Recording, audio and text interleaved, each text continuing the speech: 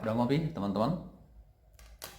Oke, yang belum silakan ngopi. Yang nggak suka ngopi silakan bikin susu kopi atau kopi susu atau apalah yang kalian suka supaya segar ya.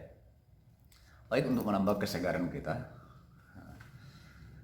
jangan hanya disiram dengan kopi, tetapi disiram juga dengan firman Tuhan. Saya akan berbagi untuk kita sedikit dari firman Tuhan dari Markus 10 ayat 13 sampai 16. Demikian firman Tuhan. Lalu orang membawa anak-anak kecil kepada Yesus supaya ia menjamah mereka. Akan tetapi murid-muridnya memarahi orang-orang itu. Ketika Yesus melihat hal itu, ia marah dan berkata kepada mereka, "Biarkan anak-anak itu datang kepadaku. Jangan menghalang-halangi mereka, sebab orang-orang yang seperti itulah yang mempunyai kerajaan Allah. Aku berkata kepadamu, sesungguhnya barang siapa menyambut kerajaan Allah seperti seorang anak kecil, ia tidak akan masuk ke dalamnya." Lalu ia memeluk anak-anak itu dan sambil meletakkan tangannya atas mereka, ia memberkati mereka. Saya memberi judul bagian ini, teologi anak kecil. Ini agak unik ya. Jadi kenapa saya memberikannya judul teologi anak kecil? Karena menarik bagi saya, bagian ini ditulis oleh penulis Injil Markus bersamaan dengan perbincangan Yesus dengan orang Farisi, bahkan dengan murid-muridnya tentang perceraian, tentang etika pengetahuan, tentang hukum Taurat yang sudah dituliskan oleh Musa di zaman dahulu. Jadi dari ayat yang pertama sampai ayat yang ke-9, ahli Taurat, orang Farisi mencoba Yesus tentang perceraian, dan kemudian ayat 10 sampai 12 murid-murid setelah mereka sampai di rumah menanyakan hal yang sama untuk memperjelas kembali tentang perzinahan. Jadi ini adalah sebuah hal yang menarik bagi saya, bahwa mereka sedemikian tertarik dengan pengetahuan dari Yesus. Kemudian yang menarik adalah di sini, di tengah-tengah percakapan itu, lalu orang membawa anak-anak kepada Yesus untuk diberkati. Lalu murid-murid melarang mereka, memarahi mereka. Dan menariknya respon Yesus adalah justru di dalam anak-anak inilah, bahkan mereka lah yang mempunyai kerajaan Allah. Agak aneh ya. Menarik bagi saya kembali, sekaligus saya mau mengajak teman-teman juga untuk membolak-balik Alkitabnya, bahwa bagian ini di pasal yang ke-9 di sebelumnya kita menyaksikan ada di sana pemberitahuan kedua tentang penderitaan Yesus di ayat 30. Dan di sebelumnya sudah ada pemberitahuan yang pertama tentang penderitaan Yesus sendiri. Lalu apa yang terjadi di situ? Setelah pemberitahuan kedua tentang penderitaan Yesus ayat 30 sampai 32, lalu ayat 33 muncul sebuah perdebatan siapa yang terbesar di antara murid. Mereka memperdebatkan siapa yang paling besar. Kalau di bagian pemberitahuan yang pertama, teman-teman pasti tahu di mana Petrus menarik Yesus, menegur Yesus waktu itu. Karena apa, teman-teman?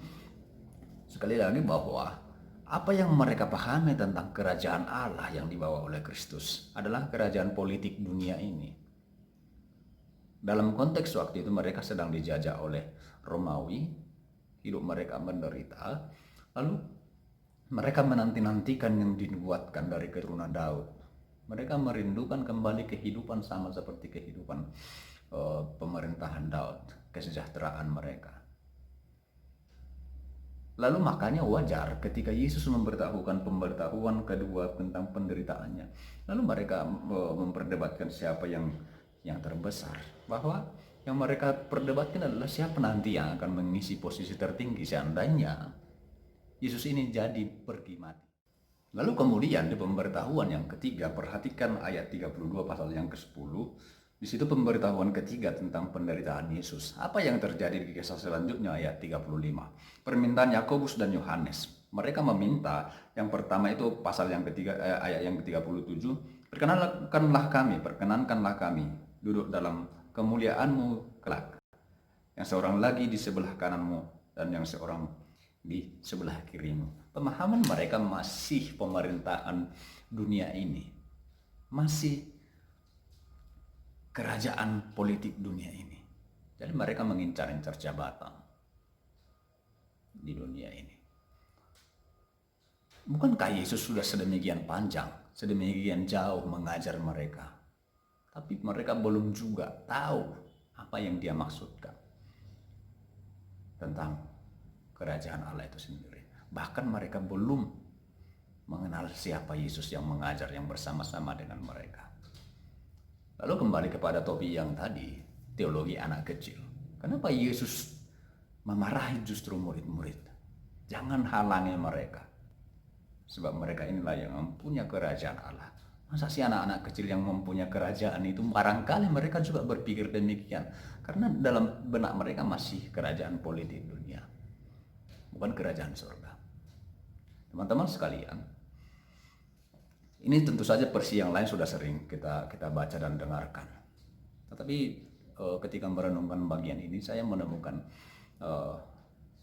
sebuah perenungan bagi saya dan mungkin bagi teman-teman juga, bahwa begini, pengetahuan akan Allah tidak sama dengan mengalami Allah. Mengetahui kasih Allah tidak sama dengan mengalami kasih Allah. Mengetahui bahwa Kristus sudah mati di kayu salib demi menebus dosa-dosa kita, demi pengampunan akan dosa-dosa kita, tidak sama dengan mengalami diampuni oleh Allah itu sendiri. Sama seperti saya tadi baru minum kopi. Dulu saya sudah pernah mendengar bahwa kopi sidikalang enak. Tahu di dalam pengetahuan saya. Tetapi saya baru betul-betul mengalami enaknya kopi sidikalang ketika saya mencicipinya. Sama seperti anak kecil, teman-teman yang sudah punya anak pasti tahu bahwa yang paling mereka butuhkan bukanlah teori-teori tentang cinta kalian sebagai orang tua. Bukan pemahaman-pemahaman tentang cinta dari kita sebagai orang tua.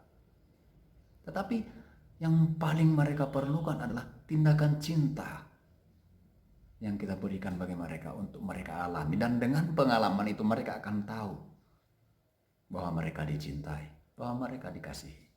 Atau sama seperti kalian lah, atau yang masih PDKT, yang pacaran.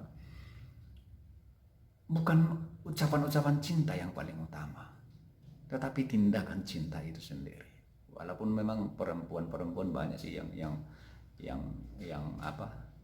suka diungkapkan dengan kata-kata itu, nanti kita bahas di lain waktu soal percinta-cintaan ya. Poinnya adalah apa? Bukan soal bahasa-bahasa sarang-sarang kalian itu.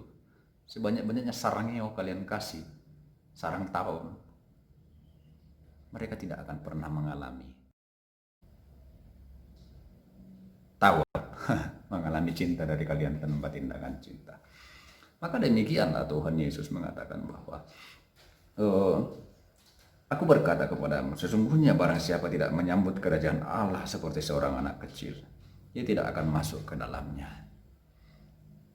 Maka biarlah kita juga yang mengutamakan bukan soal pengetahuan tentang Allah itu, tetapi mengalami Allah itu sendiri. Bukankah banyak orang yang merasa bangga, yang merasa hebat, merasa dirinya sudah lebih rohani karena dia tahu banyak firman Tuhan, tahu banyak dogma, lalu dia berhak untuk menghakimi orang lain, menilai ibadah orang lain, merasa dia lebih rohani. Hati-hati teman-teman. Saya juga berhati-hati dalam hal itu. Tetapi mengalami Allah jauh lebih utama. Mengalami pengampunan Tuhan, mengalami kehadiran Allah, mengalami anugerah Tuhan hari demi hari dalam hidup kita. Dan itu akan menolong kita juga untuk semakin mengetahui, mengenal Allah kita. Sekali lagi, saya bukan anti terhadap teologi, terhadap pengetahuan, karena ya saya pun belajar firman Tuhan. Teologi adalah pengetahuan akan Allah. Tetapi biarlah kiranya pengetahuan akan Allah itu pun menuntun kita untuk semakin dekat dengan Dia, bukan semakin jago berdebat. Bagian yang menarik juga adalah jangan juga kita sudah mengalami banyak kemurahan Tuhan, banyak berkat-berkat Tuhan, tapi tetap belum mengenal Tuhan karena mata rohani kita tutup. Maka biarlah kiranya pengalaman kita akan Tuhan menolong kita semakin mengenal Dia, semakin dekat dengan Dia. Tuhan memberkati.